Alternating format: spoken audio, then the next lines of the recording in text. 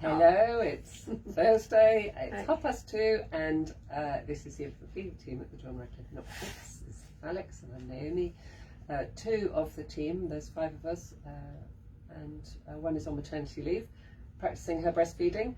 And here we are on level 7, which is where our office is. We're in one of the rooms here on level 7.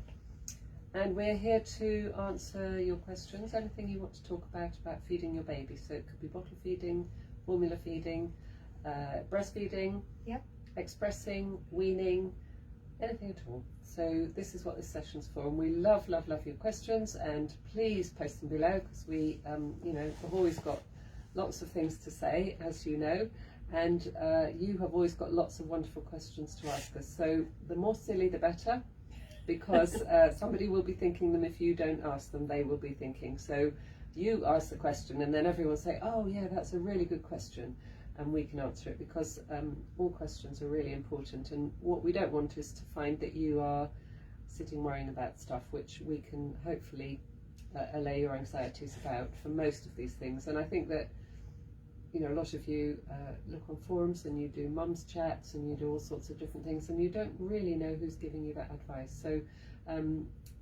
make sure you get advice from the right people, and feel that it's not too conflicting. Well, talking of conflicting, we don't really give conflicting advice. It might feel like you get conflicting advice, but what happens is your baby's needs change every day in the first 2 weeks, really. So on day 0 we say, oh, you don't need to feed your baby very much, because it's 3 times in the first 24 hours, because your baby's just adapting to being outside. And then by day 3 we're saying, oh, you need to feed your baby 8 times in 24 hours minimum, and no more than 3 hours. And then somebody says, well, you just give this much and that's fine. So it might be that you give 0.1 ml of a syringe, so you've got your little syringe, and they say, oh, it's not too bad, you don't need to give very much. And then the next time someone comes in, which might be day 3, they say, oh, you need to be giving more volumes. And then they come to your house on day 5 and they say, well, really, you should be increasing the feeds and making sure that your baby suckles well. And then the poos change colour, and then the expected volumes that you need to give your baby on day 10 is different. So, it's not conflicting, it's just that your baby's needs change very, very frequently in the early days, and that makes it difficult for you as parents to know what to do a lot of the time, because you've just got used to doing one thing, or you were discharged from hospital and you were giving tiny little bits of colostrum when you came home on day 1, and then suddenly somebody tells you you're not giving enough, and you've got to start expressing or pumping, and start, if your baby's not attaching, to make sure that you're giving more food. So it sounds like it's conflicting, but it's not. It's just that the advice changes every day. So that's one of the things. This forum isn't for scans and visiting and midwife appointments and water births and things like that. We are midwives, but we aren't working in those areas, so you want to talk to somebody who does, so they can give you the best advice.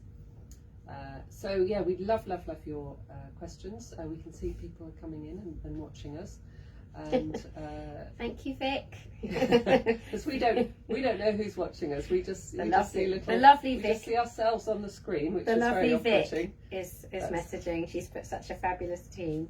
And you're part of it. You're part of it. You've done lots and lots with us, haven't you? Yeah, and spreading the love. You might have met Vic on the postnatal ward, because she's done lots of breastfeeding on the postnatal ward, so it's fabulous. Yes, I can see people are starting to watch, and we're starting to get some questions. Yeah. What else were we going to talk about? We were going to talk about the nappies, because you were saying about how it changes, and how do you know that what's happening is right. So your baby's stomach, we say this every week, a baby's stomach changes radically in the first few days, and the need for food is really changing. So where we're talking, right if I didn't show these, no, it wouldn't be right. So whilst parents may perceive it as conflicting, it's actually a changing situation. So one of the really, really good indicators of whether your baby is getting sufficient food is what's happening in a nappy. So we've got all these lovely nappies that were sent to us and have been made up. So that first nappy that a baby does is going to look a bit like this. This is what a meconium nappy looks like, and it's black and sticky. If you were liking it, sorry anybody who likes Marmite, I love Marmite, but you know, It's a Marmite it's a poo. bit like a Marmite poo. It's sticky like Marmite. It sticks to the bottom. Shiny like Marmite. We're just cruel as can be as midwives, and we say please remove it with cotton wool and water, and it literally just skates all over the bottom and just really doesn't do it. So actually the first thing you want to do is, if you had a baby, is when you're taking that nappy off, is use the nappy and wipe it away as best you can. Very much less cotton wool if you do that. Yeah, you'll get a lot more off like that, and then the cotton wool and water will work. So use the nappy to wipe down first. But what you're looking for is these mech poos. So they're thick and gloopy, sticking to the nappy, sticking to the bottom. They really are pretty much black and will look a bit green on the peripheries. And then over the next couple of days, so this is what you're going to get in sort of the first day or so. And then days 2 to 3, we're on to more greeny ones. And if you can see, these are greeny brown. We call those changing stools. Now, the way to really tell the difference between one and the other is how easy is that to get off the bottom. If that's getting really easy to get off the bottom with cotton wool and water, you know you've got changing stools. Now, if you think about the logic, anything that goes in has got to come out. So if a baby has got meconium in its gut already, which they do during, during the antenatal period, and it's pooed that out and it's now looking more like this, then you know that baby's getting some food. And colostrum is a laxative, so the baby's going to be pooing all out. And the other really good thing about it is this is going to contribute to a baby being jaundiced if it stays in the gut. So getting colostrum into the baby, a lovely laxative, will get rid of this and lessen the risk of jaundice, which is one of the main reasons babies come back to us, that and weight loss. So then you're on to your changing stools. So these are green, easier to get off the bottom, maybe greeny brown. We're expecting those day 2 to 3. And then by day 4, we want to see this, yellow. They are like chicken korma. Sorry to put you off your food, but that's what they like. They'll have little flecky bits in them, and you're looking for 2 £2 coin size stools a day from day 4 onwards. So it's all in the book, which Naomi got ready because we agreed beforehand what we were going to talk about. So page 17. So, page 17, this is the book that you go home with. It's called Off to a Best Start. It's going to be back to front on here. But on page 17, this tells you all about your poos and reliable signs of milk transfer, so that you can see what the poos and the peas are like. And 6 peas a day, so you start with wee. So we probably wouldn't want to see a wee that looked quite as dark as that, but it gives you an idea of how much it's covering. So we will find often in the early days, pre-day 4, that you might see what looks like someone's just dropped a bit of paprika into a nappy, like a reddy orange. That's what Naomi did when it was when we were doing our made up poos for our 4 Reliable Signs online. She dropped a bit of paprika in. If you see that before day 4, so a wet nappy with little bits of reddy orange in, then we're not worried. But if you're seeing those reddy orange they're crystals, but you won't necessarily see their crystals, you'll see the colour. If you see that beyond day 4, that is a cause for concern, because it is a sign of dehydration. And your baby probably either won't be pooing, or it'll be still doing green poo. I knew before the bleep would go off. Let's see if I can turn it off. So you will always find that you can, one thing doesn't happen without the other. So if your baby's pooing and the poo's changing colour, the chances are you won't have urets after day 4, and you'll find that your baby is, settled and feeding. You've got milk coming in, and that the poo's changing, and frequent poos, at least 2 a day. And so one tends to go with the other. If you've got lots of wee, you've probably got good poos. And if you've got brick dust in your pee, you're probably not getting any poos at all. And your baby's probably not gaining much weight, and your nipples might well be sore, your baby might be very jaundiced or sleepy.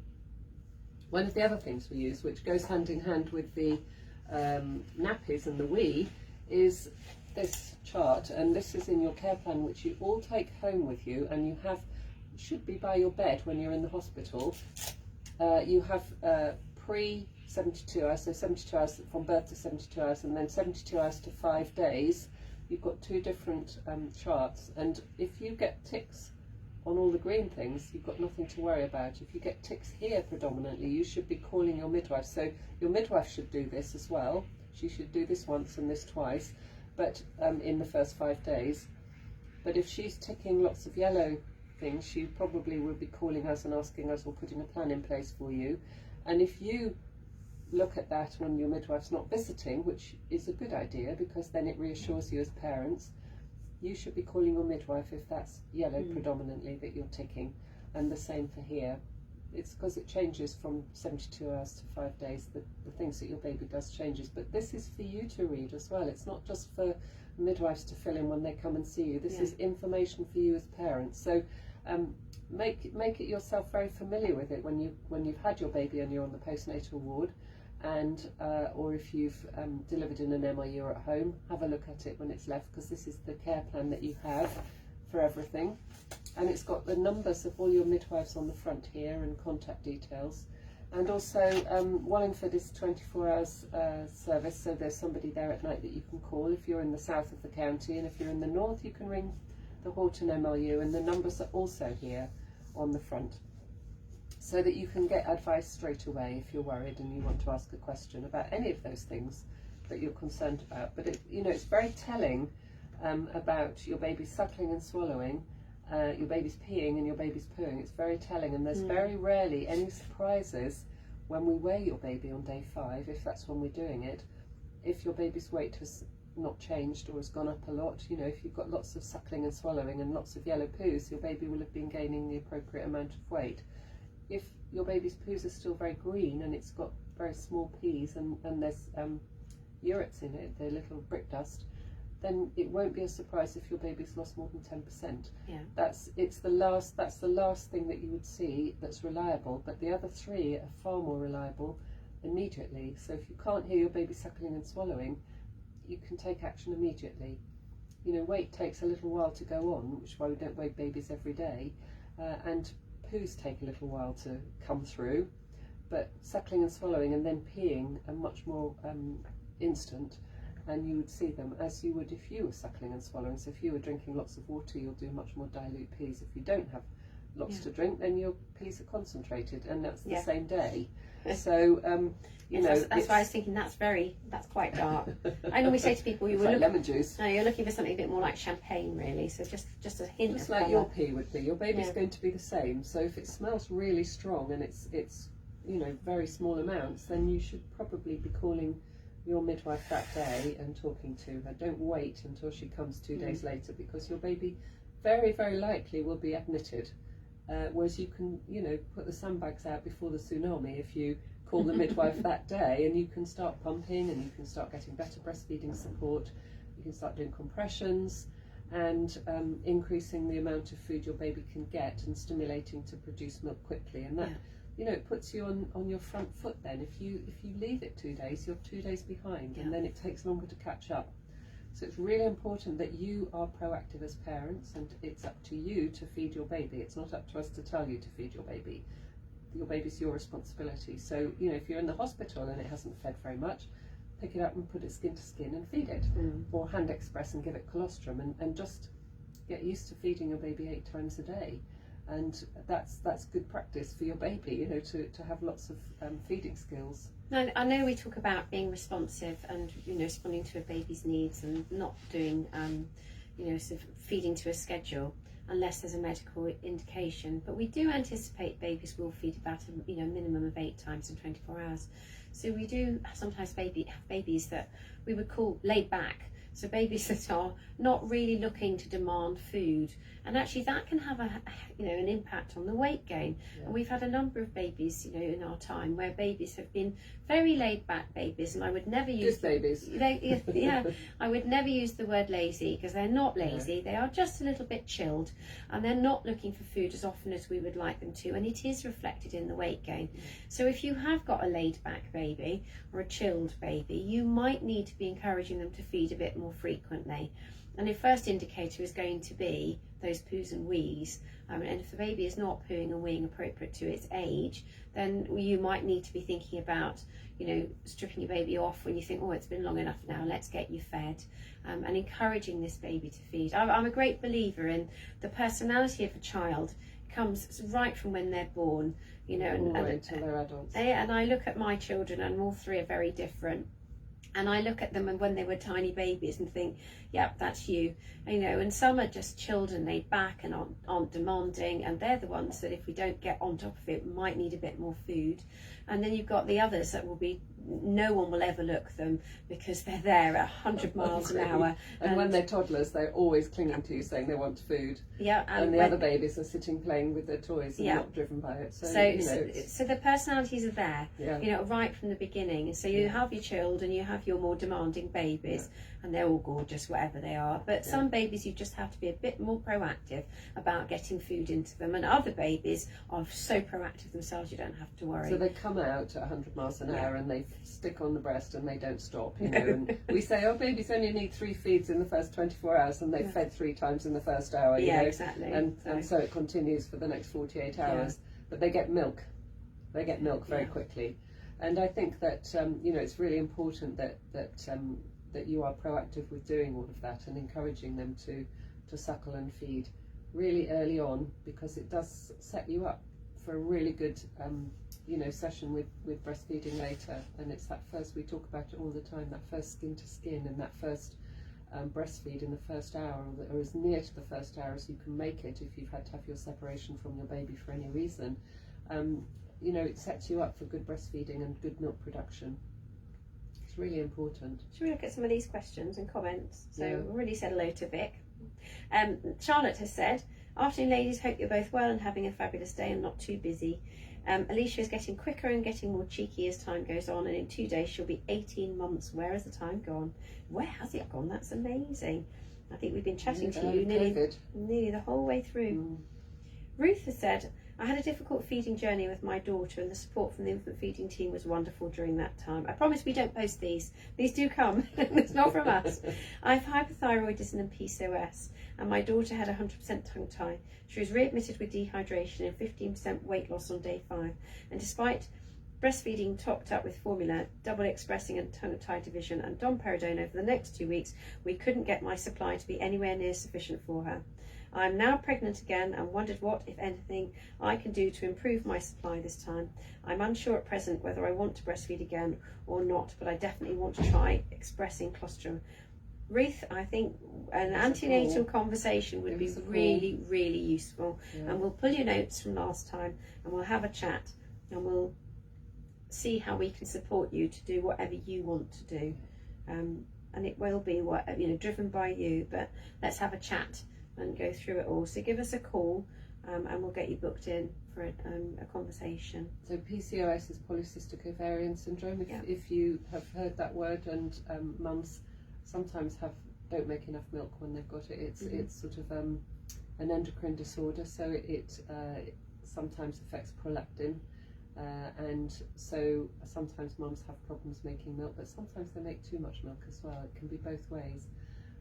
And hypothyroidism. Yeah, we see that less frequently though, I think though. Yeah, we see it probably more frequently. one every 100 we might see somebody that has an oversupply. But and hypothyroidism, so if you're on thyroxine or you're on any thyroid medication, you should probably have a conversation with us if you've got Graves' disease or anything like that.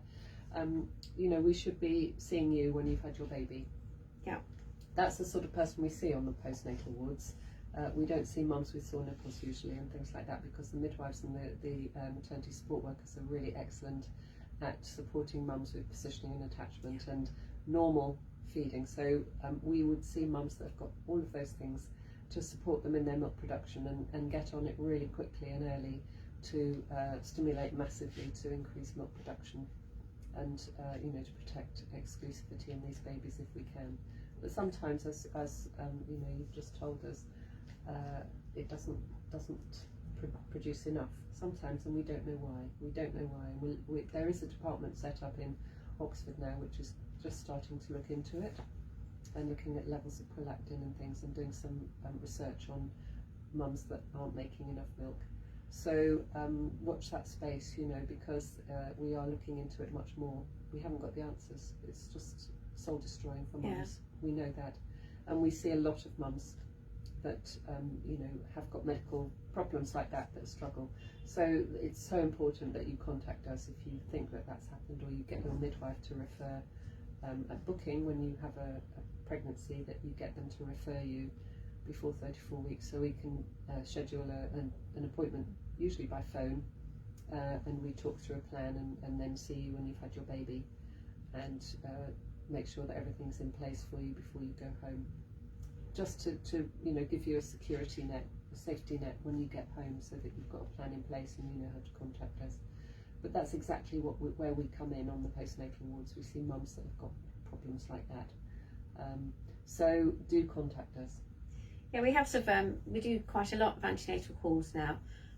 Mums are referred to us, or women are referred to us by their midwives, and it might be at booking, it might be a bit later.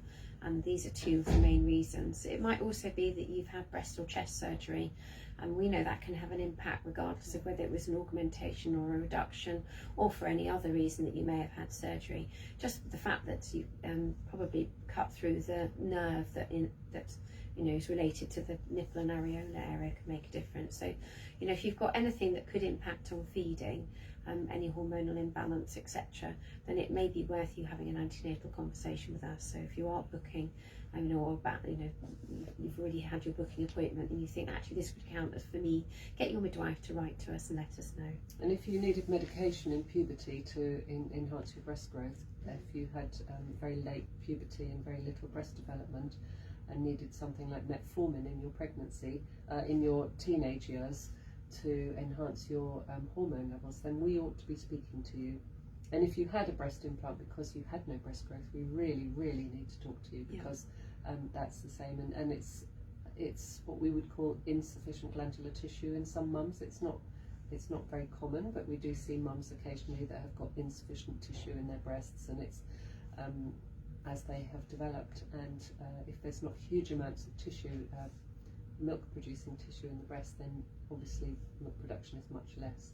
So it is often hormone driven in your pituitary gland in your brain. So you know, we do everything we can to give you every opportunity. So if you think your breasts are like that, if you don't think your breasts grew at all, and it's not about size of your breasts, it's the shape of them more, or if you've got a big very wide space between your two breasts and your chest, or you've got not very full breasts, you know, it's worth having a chat with your midwife when you book in, and ask her just to check to see if you should be concerned, and whether you need to come and see us. You know, because all breasts are normal shape, but just occasionally mums don't produce breasts with enough glandular tissue in, and that's part of the research that they're doing in Oxford about all of these things and why. And if you have had to take metformin in order to conceive, that would be an indicator that we would probably want to have a chat with you as well, because some mothers, if they've got polycystic ovaries, might have been taking metformin in order to facilitate conceiving a pregnancy.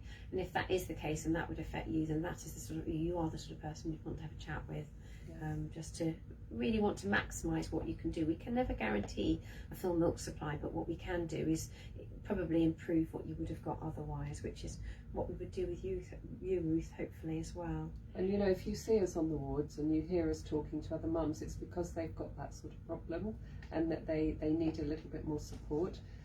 So you know, it's not that we see everybody, and I know all of you would like to see us and help with breastfeeding. We would love to see all of you, but actually, you know, we have to be quite selective, because we want to invest time in mums that have got much more challenges ahead of them in their first few weeks of having their baby. So don't be offended if we say we don't need to see you, if we don't feel that it's you know, in our daily sort of assessment of what's going on in the hospital at the time, because we do see sort of more medically driven caseloads.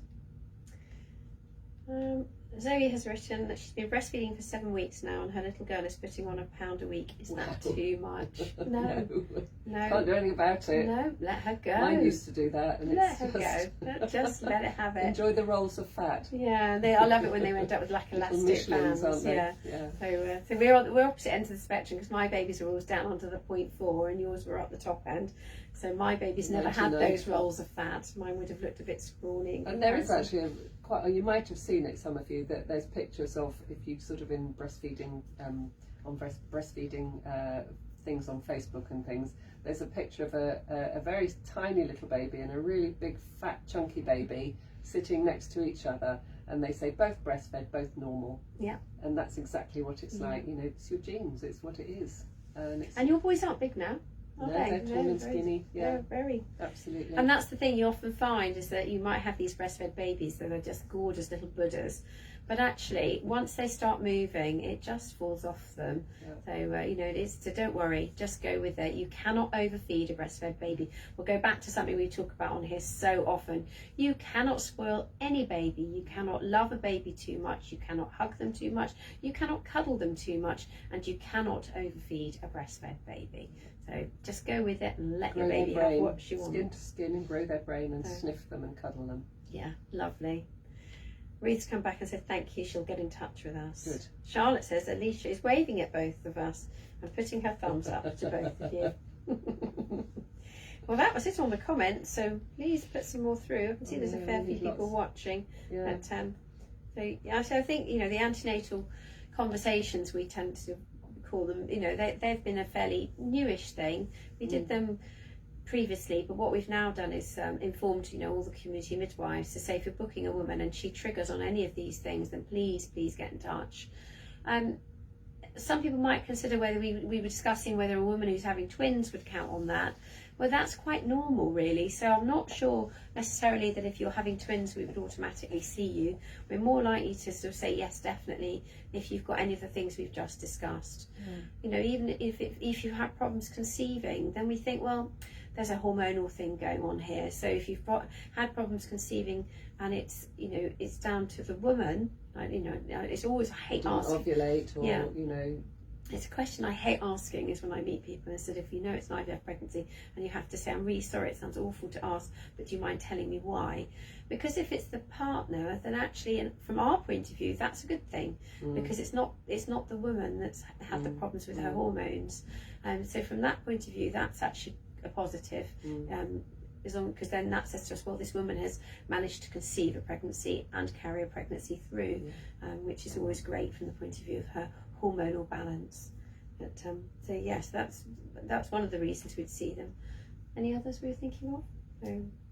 Why would see them? So, well, for surgery we've talked about already, and previous difficult problems. If you've had a really difficult time feeding your baby last time and you want to get a plan in place, it would be very appropriate for us to see you or talk to you, certainly, and put a plan in place over the phone and talk about antenatal colostrum collection, harvesting, so that you've got that skill in place before you get to the hospital, so that you've had a good practice. You don't have to collect any unless it's your baby's going to be at risk with diabetes, for you're diabetic, or you've got medical problems, or you think your baby's going to be premature or very small, things like that, that you're going to be delivered early, then we would suggest that you did harvesting, but you don't have to do it unless you want to for any other reason.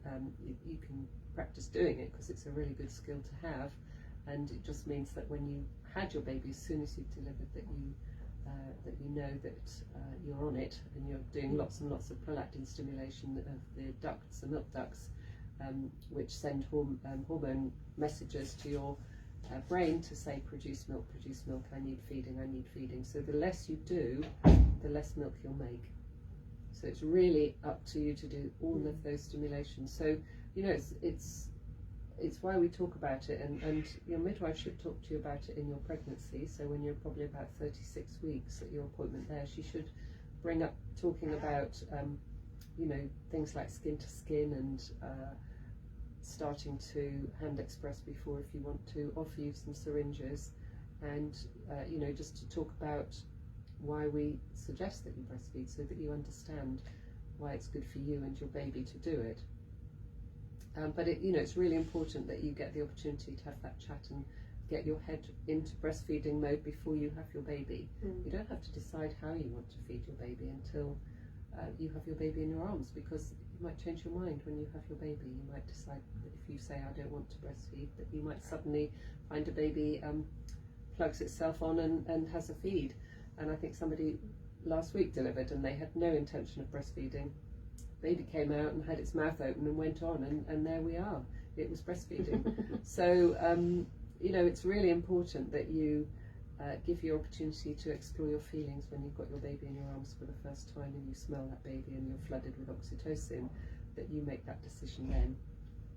It's up to you. but you should be informed of all the things that are good for you and your baby before you get to that stage, so that you understand why you've made the choice you've made. And I think that's important. And you know, that includes if you're unsure because you've had a difficult time and you you know, you want to talk to us about it, it's time to explore that, and the midwife might suggest that you have a chat with us if you feel that you need to.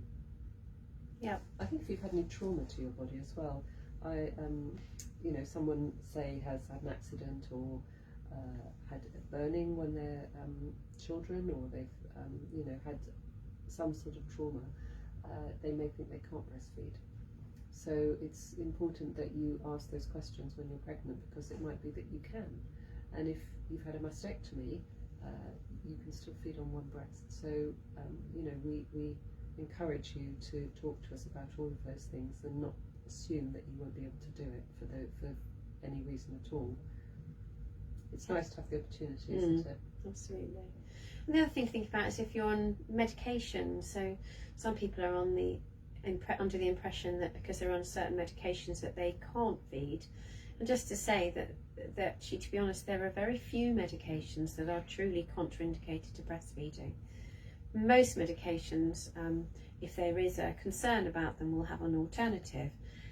You know, so if you're thinking, oh, I can't breastfeed because I'm on these meds, don't think again. Dismiss. Yeah, have a chat with someone. Have a chat with, if often mothers who are on, you know, some unusual medications will be under our Silver Star team here at the hospital. They can look into it for you, or you can contact us direct and we will look into it for you.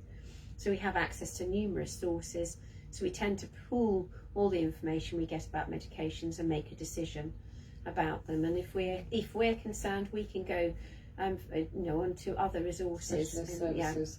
Yeah. So we have access to specialist pharmacists who are able to advise about combinations of medications, etc. So yeah, sometimes one of them's okay at a time, but if you take 3 or 4 that are slightly higher risk, then we have to make sure that we're not overloading your baby with something that might make it very drowsy, for instance. So we just need to make sure that everything is all right. So it can be more complex if you're on a cocktail of things.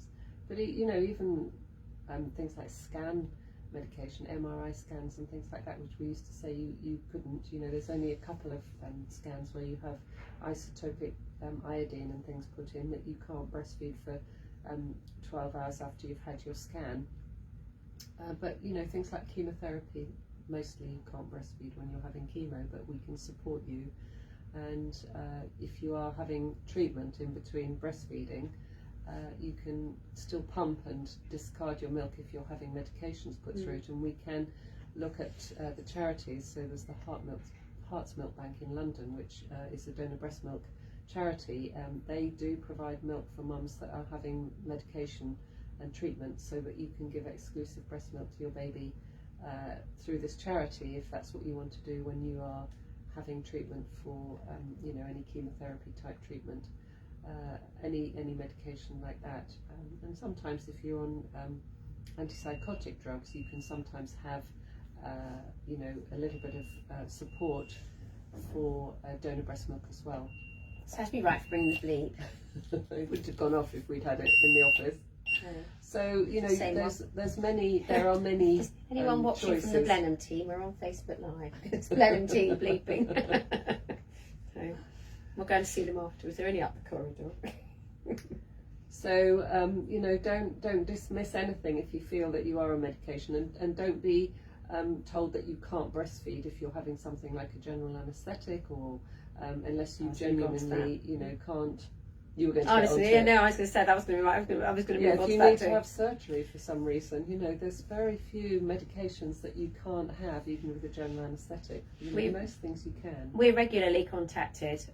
You know, I can't tell you how many times we're contacted by people who are going to have an operation of one sort or another. You know, it might be gallbladders or all sorts, or whatever. Yeah, you know, all sorts, and maybe have been told that they can't breastfeed having had a general anaesthetic or sedation, and that's not the case at all.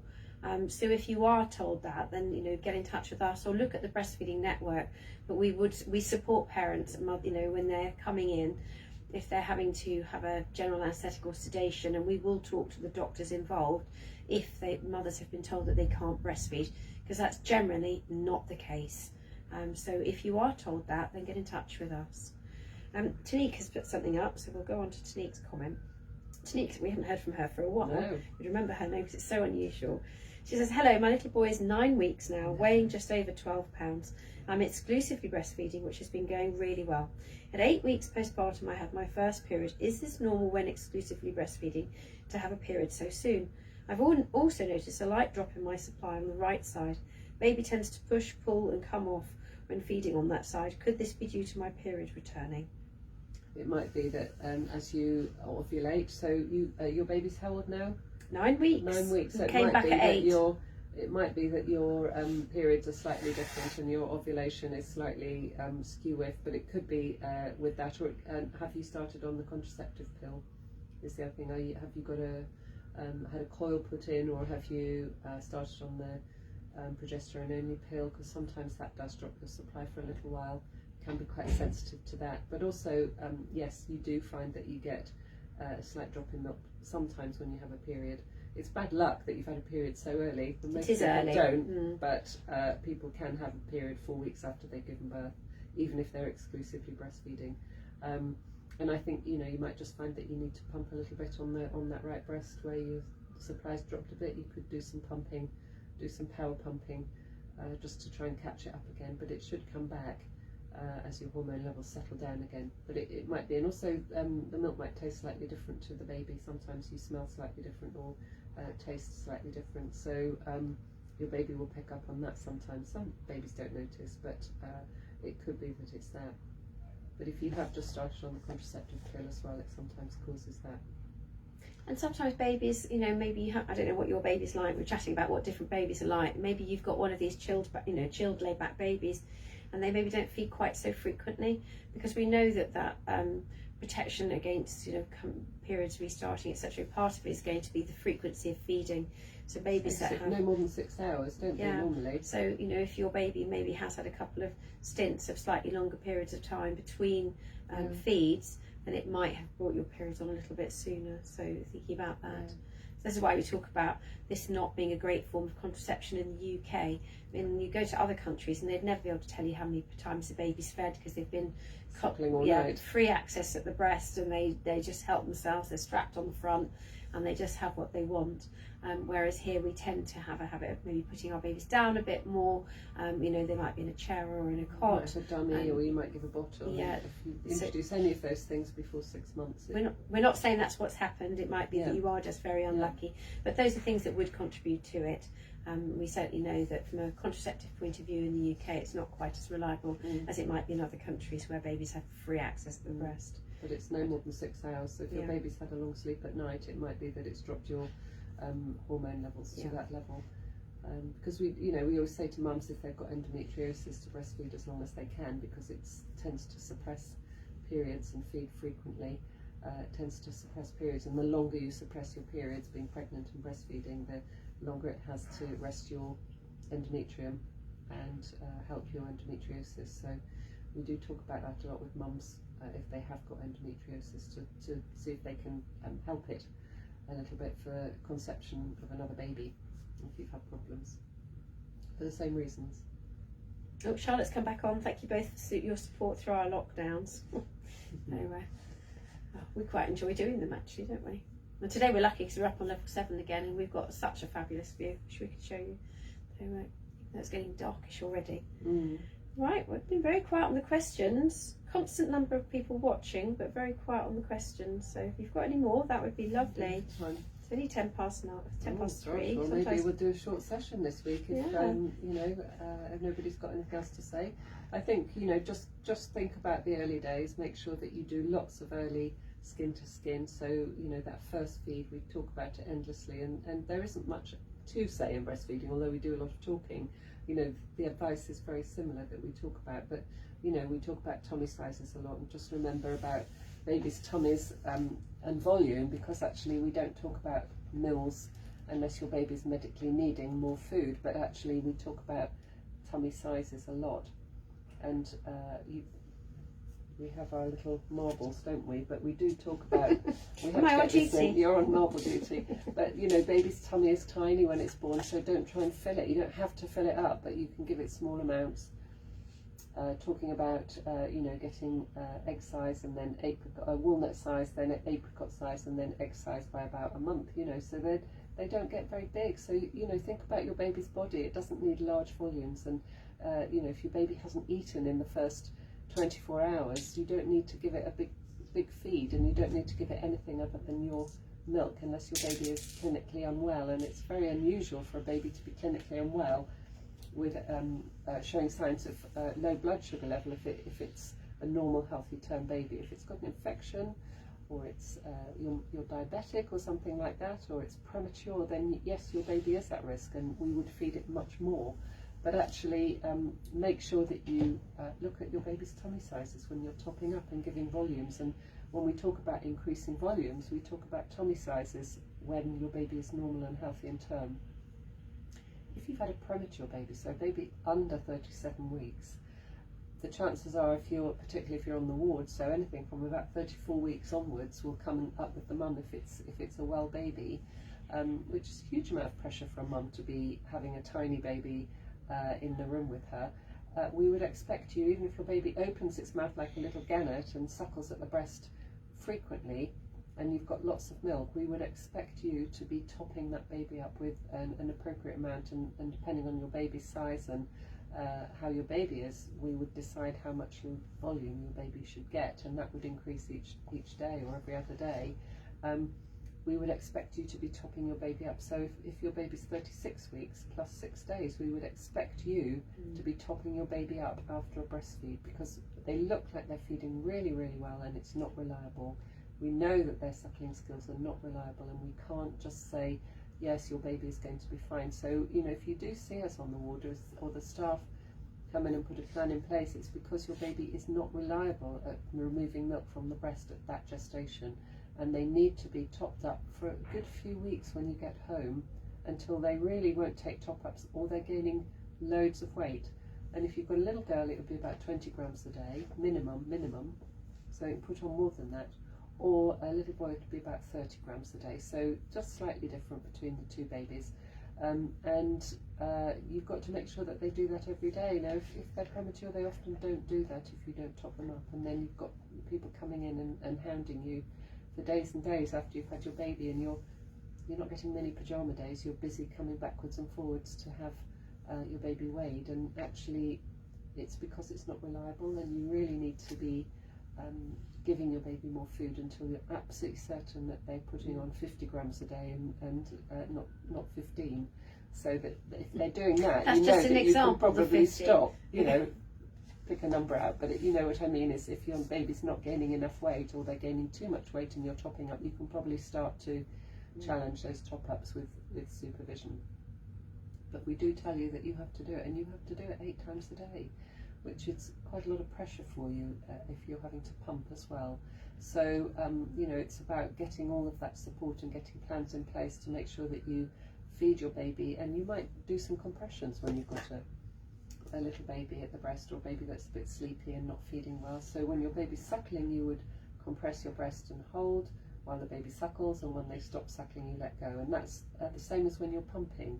What we call hands-on pumping, and you can see the milk coming out in the funnel, or you can see your baby swallowing and glugging more when you're doing that, and that increases milk production. It's like pumping while you're breastfeeding. It increases letdowns so that your baby gets big mouthfuls of milk, and that will help your baby to get more food, and it will keep them from being sleepy, and it'll make them flow driven, so they'll get plenty to feed on. But that will help you collect milk and give your baby more food, but you still need to top them up if they're premature. It's really important that they have enough milk and they gain enough weight. They don't have the reserves that term babies have. They haven't got the same fat distribution on them. They're often much smaller babies, so really important that they get enough food in the early days. So Danielle has messaged. There's been a flurry. I don't know if you've noticed someone coming up on the screen, but anyway, there's been a flurry. All terrified we might go. We might go. Danielle is on level 6 right now. She's on there downstairs. So you're literally the level below us. So we'll wave at you. She's 36 weeks, not allowed to go past 37 due to preeclampsia. Trying everything to start labour naturally. I did try to hand express last night, but wasn't very successful. I got a tiny drop from only one breast. Is there anything I can do to help this? Keep going. Just keep going. So it is thick and gloopy, like golden syrup.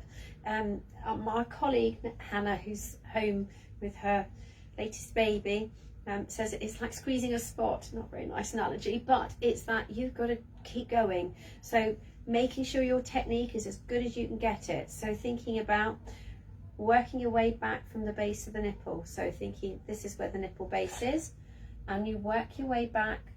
Danielle, feeling for the change. So when you're here behind the nipple, there's not much happening because that's where the ductal system is, and they're just quite flaccid. There's nothing to them if the milk's not in them. As you come back, you begin to feel that lumpy bumpiness. One of the mums I was helping with described it as, she felt it was like bubble wrap. Anchor your fingers on that ridge where that bubble wrap begins, and you're going to make a big C like that, and their finger and thumb are going to meet with the nipple in between. We're going to try and make them meet behind. So you're going to come in and hold and keep it, release and go again. The two things that make the biggest difference to how successful you are your fingers in the right place and how long you hold. If you do this, nothing's going to happen. In and hold, keep it, release and go again. In and hold. And Naomi talks about having a pincer. So like being a crab. Being like this, not like this. You want those fingers, those pads to meet. So they want to be literally in behind, really squashing the breast tissue, in and hold. So have another go. Think about the breast as a clock face. You're going to work one area. Keep going in one area for a while. Don't move your fingers too soon. Once you've had a go on one area for a good long time, and you've either got some or you haven't, then move on. Unfortunately, because we always teach our staff that we want to work our way round, invariably what happens is when people are taught, they're taught to go round, and they don't work one area first. Work one area. When you've done that area, then move. Don't be in a hurry to move. So think about that. But and the students on level 6, I don't know if your student that's been looking after you, I know that I've been working with a third year today, and she said that she did some hand expressing with somebody yesterday, so it might have been you that she did some hand expressing with, but if you're just 36 weeks, just make sure that you're not doing too much, because we don't want you to go into labour too soon, but towards your 37 before you're induced, then that would be ideal, but don't do it too soon. So if you're having your baby next week, leave it a little bit longer, just so that you don't start labour off too early, but absolutely when you can, get on it. And the technique makes all the difference. Totally does. We did some videos, I've said this a number of times, sorry if you've heard it many times before. There are some videos online and you can watch a mum hand expressing. She was very lovely, let me film her. And so if you do a search after this, go OUH, maternity, feeding, up will come our webpage, and then you look at resources and it says maternity playlist, and it will take you to YouTube, and there are 7 videos on there, of one of which is hand expressing, and the hand expressing video includes me filming a mum who did an absolutely brilliant job. Her gorgeous baby Adam can be seen right next to her. We were in room 6 or 7 on level 5 at the time, and this is absolutely her doing it. Last year I filmed her doing that. Just as her milk was transitioning, wasn't it? Yes. So rather than being thick and gloopy colostrum, it's beginning to drip. So it's really just changing. So when you've got colostrum, you might notice that as you bring your finger and thumb in to hold, that this little glisten starts, and then the next time you do it, the glisten builds up and it's a bit more, and the next time you do it, it's building up into a little droplet, and eventually you might get to the point where you can collect it. That's how slow it is. And you might find a little sweet spot on your breast. You might find one place on your breast that you get more at than anything else, and that's how it is. But the key thing, Danielle, is to keep going, keep doing it. do one, do the other, go back, go forward, and do it, you know, a number of times in a 24-hour period. But, you know, depending on what your doctors want you to do as well, because do we want you in labour right now? But anyway, so if you have an induction, then do it the day you're being induced. Do lots and lots and lots of it the day you're being induced, and that will give you a little collection by your bed, and it can be on the side for 24 hours. So, you know, if you're in labour and you collect it, then it can just be staying with you. Yeah, don't let it go. Don't let it go. Leanne's commented, and Leanne, thank you for your lovely comment at the beginning. She commented on Vic saying nice things about us, and she said she couldn't agree more. She says, "Hi ladies, how do I encourage Lyra to drink water? She's enjoying a wide range of food but struggles with water in a cup." Does she need it? Could she have your milk? Yeah. So I don't think she's not a year yet, is she, Leanne? She can't be a year yet. Food is for fun before one, so Yes, lots of breast milk. lots of Always breast breastfeed milk. first and then give food afterwards. She'll learn how to drink it in time, but she'll probably prefer to have it from a tippy you. cup or Yeah. a beaker, or you know, spoon it, Yeah. whatever you want to do. But you know, one that's got a non-spill cup you can use, and let her play with it and just put it in her mouth and take it out. She'll learn. Some babies like straws, and Yeah. they learn to drink with straws. So you just sort of squeeze it a little bit, have a squeezy, and then they learn to suck through a straw. Tara's come on. This is another one of our wonderful SWs who works here. She says, many women have been asking a lot on the wards about tandem feeding an older baby, a newborn, and their concerns over toddler going to take all of the mother's milk that the new baby needs. Maybe worth having a chat about this on here. That's a very good point. One. Really good point, Tara. So We get sometimes mums feeding more than one baby, so they might have a 4-year-old, a 2-year-old and a newborn feeding. So, you know, it's not unusual, but certainly more unusual to have 3, but certainly 2. And I think that it always drives the milk supply when you've got a toddler, but just to make sure that you always feed your baby first. I was about to say that. Rule Always of thumb, feed your baby first. Your baby gets everything and the toddler gets a surprise, because for pregnancy they would have got colostrum. About 18 weeks the milk reverts back to colostral, so it often becomes quite salty, and babies self-wean at that. A lot of babies will self-wean off the breast at that time if they're toddlers and don't like the taste of it, but some will keep going, thoroughly enjoy it, and then the milk will start to come in and they will want to drink again. They'll thoroughly enjoy that, but always give your baby the food first. That's the rule of thumb, that they get as much as they need, and if you're full, then it's great. Your toddler will you know, help that with the fullness. It's been very useful in the past having mothers who are tandem feeding, and we've had mothers who've had mastitis, and actually the toddler's been the one that's driven the recovery, really, because they've done such a good job of removing the milk. I mean, they normally will be fantastic and much better than any pump. So, you know, there are some real advantages, apart from all the advantages for the children, both still getting mother's milk, which is so amazing. We do know that mum's milk often comes in very quickly if you're already breastfeeding, you haven't stopped breastfeeding, or you've just stopped in the pregnancy. You find that milk comes much quicker. It tends to anyway when you've had a baby before and you breastfed, but it tends to come in much more quickly if you're tandem feeding. So you find that you do get quite a lot of milk very quickly. And so, you know, but remember to teach the mums, if you're working with them, that they need to go back to really good positioning and attachment. Yeah, to go back as a to doll. Basic positioning and attachment, and What not we be don't feeding want a toddler. is babies hanging out over here. Yes. We want Sitting them cross-legged on the bed with the baby hanging over there. in close, following the contours of the body. I collared a poor woman on the corridor. She was waiting for her postnatal check with the midwife, because I come up here for the Blenheim team, and I said, "Oh, congratulations! Do you mind if I say something? Can you bring your baby in a bit closer?" Because it was a brand new, gorgeous newborn baby, and this baby was out here. I said, "You've obviously been feeding a much older baby," and we scooted that baby in and brought it in. I said, "That your baby will do a better job now," because that is the problem. When you've fed an older baby, that's what you go back to. And actually, when you've got a newborn, we really need to go back to bringing that baby in Basic close, breastfeeding. Yeah. following the contours of the body, really giving that baby the best chance to feed well. So not feeding a newborn as if you're feeding a toddler. And you will get sore nipples if you do it that way.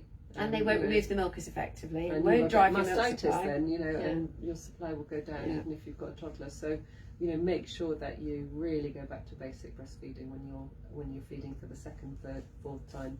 She was very lovely, this mummy. She didn't mind me. She appeared to not mind me saying something. I said, I'm really sorry. I said, I am from infant feeding. I wouldn't say anything otherwise. So. And I think the other thing is, if it's your fourth baby, you're so busy that you forget to feed your baby, or it's on and off because you're doing the school run, you're picking things up off the baby, it's the floor from a toddler, somebody's running and fallen over, somebody wants something else, they can't find their socks, whatever. So you tend to do 5 minutes off, and these babies don't gain weight. And so they end up coming to clinic because they're not gaining weight, but actually you don't do proper feed. So just make sure at some point in the day you sit down and feed your baby properly, in the proper way, so that your baby has a chance to gain weight, because they don't gain weight otherwise, and that causes lots of concern when you're an experienced breastfeeding mother and you've done it before 3 times and your baby's not gaining weight, but it's probably because you're so busy you haven't got time to feed your baby properly. So have a think about what you're doing if you're going through that and you're listening to us and you're having your baby weighed every other day for a bit. Just think, am I feeding my baby long enough? Is your baby draining the breast properly? And peas and poos normal and things like that, because it's very easy to get into that pattern. Hope that answers that one, Tara, anyway, but that was well worth mentioning. Great. And lovely to think about mums coming onto the ward talking about it. It's so nice. Yeah. Danielle's come back. Great, thank you. She'll keep trying. Brilliant. Joy has said, thank you for being here today. I'm nervous about my birth and breastfeeding. I value these lives. Thank you. What's the breastfeeding support like after birth? I'm having a baby at the John Radcliffe and will be having a C-section. So, Joy, all our staff have been trained to help with, so breastfeeding and hand expressing. So everybody in the building should know how to do that. There's a few people who maybe new and haven't been on our training yet, but they will be in the minority. So everyone that you meet should be able to help you with hand expressing and positioning and attachment. But why don't you make the most of the videos that we've made? Go and have a look so you know what you're trying to do even before you come in.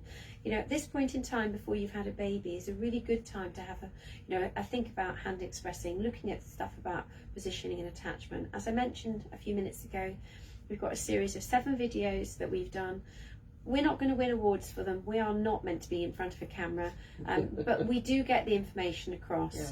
And what we say is evidence-based, research-driven, and it fits with the UNICEF Baby Friendly Initiative. So, everything we say is a good approach to help mothers with feeding. So we cover positioning and attachment, we cover hand expressing, we do about pumping, relationship building. So it talks about why it's so important to build that relationship up with your baby. And I think that's something that we just think of, we don't even need to think about, but actually it's just reminding you that every interaction you have with a baby, it's boosting the oxytocin in a baby, and this is for everybody out there with a baby. It boosts oxytocin in their body, which is the brain fertilizer, which tells that baby that they're loved and cherished and their needs will be met, and that grows their brain.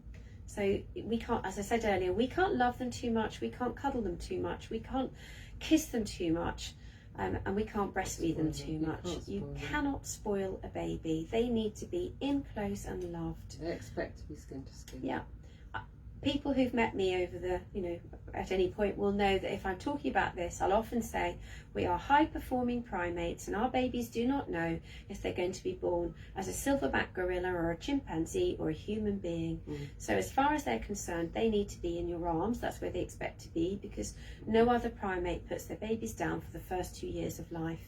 So your babies will be born and not understand why they're in a chair or a cot. And when you say, oh, my baby won't settle away from me, that's because they're being a normal baby. And that's what they expect. So thinking about things like some mums will choose to wear a t-shirt and pop that in the cot with the baby because that smells of them. And that makes that baby reassured. And sort of having the next to me cots in the bed are a really good idea, because your baby does not want to be separated from you. They do want to be right next to you because they know they're safe. So it's thinking about, so that's all I was saying about the videos. That's all in part of the videos. We've done about pumping, should you need to do that, And what else we got? Skin. And what we were talking about right at the beginning of this Yeah. session, how do you know your baby's getting enough milk, which is absolutely crucial. Naomi did an amazing job with peanut butter, and what else did you use? Marmite, Cottage cheese, and paprika, and all sorts of things to show you what a nappy should look in like. a nappy. Yeah, because what's in a nappy, as we mentioned right at the beginning, what's in the nappies, these aren't Tells real, you a by the lot. way, these are Tells you a plastic, lot. tells you so much about what's going on. So have a look at those I think videos, the other Joy. thing to say, Joy, is that when you have your cesarean, that you do immediate skin to skin Yeah. if you can. And I know you won't feel like doing it because most mums don't. You'll be shaky, you'll be numb, Yeah. you'll feel sick, you'll be cold, and you just will be worried about your baby falling on the floor and you're not being able to do skin to skin. But actually, the more skin to skin you do in the first hour, the more milk you will make. And nearly all our babies that come back in with weight loss are from cesareans, because they don't get really prolonged early skin to skin. Now, if your baby has to be separated from you for any reason, that you're poorly or your baby's poorly, then obviously that's as it is. But you can do skin to skin as soon as you can after that time, and also give your baby a breastfeed as soon as you can in that first hour, or as near to that hour as you can make it. And if your baby can't feed, then you do some hand expressing in that first hour, because we can't say too often that will drive your milk supply, and it really, really will. And we know that mums that have uninterrupted skin to skin with an early breastfeed tend to make more milk very quickly than those that have had cesareans and they don't have that skin to skin in that first feed. So as soon as you can, as near to that first hour, give your baby a breastfeed and unlimited skin to skin, because it really, really will make a difference, and you will make more milk. You will make more milk, and that's really important. When you get to day 5 and you haven't had enough milk, your baby will then possibly come back in with weight loss. Let's hope not. Let's hope not, but we are seeing babies coming back in every day that have lost more weight than they should, and mum's milk production is lower than it should be. And they catch up, but it's much harder to catch up by day 5 than it is if you do it on day 0 and you're on it. So if your baby's really sleepy and only wants to have 3 feeds in the 24 hours, then you do hand expressing and give your baby the colostrum. But do 8 stimulations on day 0 and do 8 stimulations on day 1 and 8 stimulations on day 2, and your baby should be feeding at that point. But if your baby's not feeding frequently, then you do the hand expressings. So you really get on it and do stimulation after stimulation, so that you're telling your brain and your body that you need to make milk, and you need to make lots of milk, and you need to make milk quickly, and your body will do that. So don't waste time, just get on it. Even if you don't feel like it, get on it. Day 0, you're feeling all shaky and tired and you've got drips and stuff all over you, but just do hand expressing, because you'll get payback. Joy's actually come back. I'll skip back to the other questions that come up in between. She's put, that's really helpful. Wow, thank you so much. I'm so grateful for your advice. I'll aim for skin to skin. Didn't get a chance last time. I'll be positive and try again the second time. Thank you. It is hard when you've had a cesarean, and it's not because the staff won't let you do it. Usually it's because you don't feel up to it and you're nervous about dropping a baby. So get lots of support and just get on it. I think we're very good at, we're getting much better at facilitating skin to skin, and the when you're having a section, the fact that you're having a section means it's going to be an elective, so it's not going to be, it's going to be calm, and things will be, be good. But what you could be doing while you're waiting for your section, because you won't go straight in, you'll be coming in quite early in the morning, and wherever you are on the list, you will still have a bit of a wait, is do some hand expressing, get that oxytocin higher, really work. That would be a brilliant thing to be doing while you're waiting to be called through for your section. Is just do some bit of massage, do hand expressing, watch that video again, and see, remind yourself how to do it, and then get on it, as Naomi says, afterwards. So keep going, Joy, and hopefully you'll have lots of support, and it will be a good experience this time. Right, I saw that Leanne had come back again. She's so Lyra is 7 months. Wow. I've just been breastfeeding before and after food. As long as she doesn't need it, I'll just let her play with the cup. Thank you. Yeah, just do it. But a bit of water in or a bit of breast milk in, whichever. Breast milk's probably better, and just let her fiddle with the cup and play around with it in her mouth, because it's all exploring. But 7 months, amazing. Well done, you. Right. Right, so Joyce put a bit more up, so I missed this bit. Is it possible I won't have any supply for the first 3 days after birth? What do you do when your supply isn't there yet? For example, with my first birth, I didn't have any colostrum or milk supply for 3 days after birth. I had a C-section, the baby was on NICU, so maybe that's why. But when my milk came in, I breastfed for 19 months. You're You're done. going to know exactly how I to want do to that. breastfeed again, but I'm nervous of the first 3 days. Yeah. I would think that's a lot to do with what was happening for you. Yeah. I would get, as soon as you've got to sort of 37 weeks, do a bit of hand expressing if you haven't already, had the baby, and hand express while you're, waiting for the section. You've done it already. You know you can do it. Stress and the stress of having a baby on NICU can really have an impact, but you can overcome that. So you've done it before. You're a very, very, very skilled mother. Don't forget that. So we Right. expect that your body will have that memory and your milk will come in more quickly. But skin to skin and early stimulation, can't say it enough. So good luck with that. Yeah. And obviously, we are Well, here to support you. ask for help. Right, Tanique's come back saying she's not on any form of contraception at the moment. She had 3 different kinds and a bad experience with them all. He's a very relaxed baby. He sleeps from 10 p.m. till 7 a.m. Well, that's your answer. Yeah. And has been since he was around 1 month old. That will be. Wow. That's why. Yeah. You've dropped your hormones yeah. overnight. Wakes up every morning smiling and giggling. I've noticed. I don't advertise to anyone. I've noticed he feeds. That's not normal for most babies. It's normal for your baby, and that's fine. But yeah, most babies don't. I've noticed he feeds for less time now on each side. It's gone from 20 minutes on each side to 10. Is that okay? And where am I on that? It skips down because there's a bit more stuff coming underneath. Is that okay? I've not noticed a change in his behaviour or weight. I want to keep my milk supply up, so we'll be pumping to encourage that. Give it a kickstart. But it might be that your baby's more efficient and taking Yeah. the food more quickly. Is your baby meeting milestones? So is the weight gain good and poos and pees normal?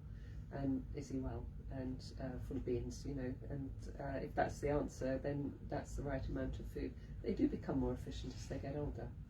Yes, they do. Yeah, and I know we meet mums who are struggling. We can work really hard on positioning and attachment, and I always say to them, babies grow quickly, their mouths change rapidly, and actually, if we really can't find a reason for why a mum's struggling with a bit of pain, but if she can get through it, then actually that will often go because the baby grows and it becomes less painful. So I read that last bit of Joy. Then Joy's final bit is thank you, skin to skin and hand expressing. Thank you. Hope you both have a wonderful day, and we hope you have one too. Yeah. But you know where we are if you need us, and I would say check out our videos because it does give you that information. Well, we're at 15:37. Seeing as at 15:09 we hadn't had hardly any questions. Thank you one and all. And the numbers have been pretty static as well watching, so I can see how many are on. Thank you for all your messages. I think that's us done for today then. Until next week. Save your questions up for next Thursday. Yeah. Comes round quickly, doesn't it? Yeah. Okay. And Danielle, get some more help on level 6. Yeah. Don't want them to give you a hand. Absolutely, if you need to. All right. We'll speak to you next week. Okay. Have a good week. All right. Bye. Bye.